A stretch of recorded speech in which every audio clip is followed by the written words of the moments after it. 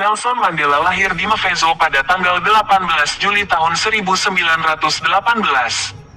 Ia dikenal sebagai sosok pemimpin tangguh yang memperjuangkan kemerdekaan Afrika Selatan secara konsisten. Dan perjuangannya tersebut, Mandela harus berhadapan dengan rezim apartheid yang menciptakan sistem dominasi rasial. Ketika menjadi Ketua Kongres Nasional Afrika (ANC), Mandela melakukan perlawanan bersenjata gerakan bawah tanah dengan menyerang pusat-pusat industri. Namun pada tahun 1964,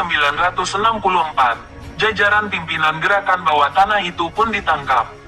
Mandela dan Sisulu dikenai tahanan seumur hidup. Di hadapan pengadilan, Mandela menyatakan bersedia mati demi visinya.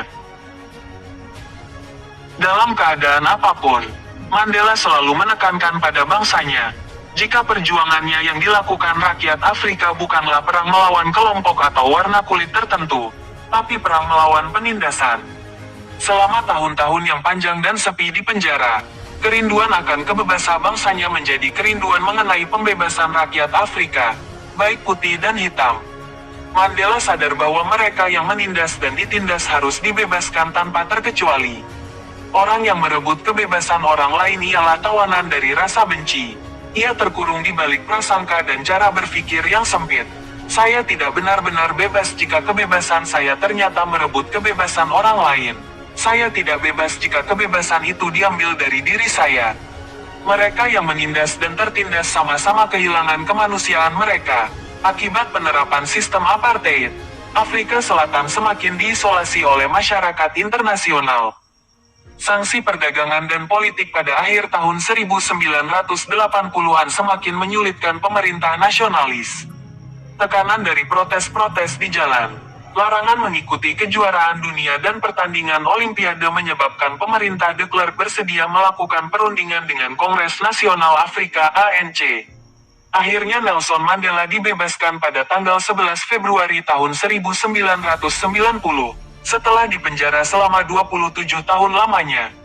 Pada saat itu, usia Mandela 74 tahun.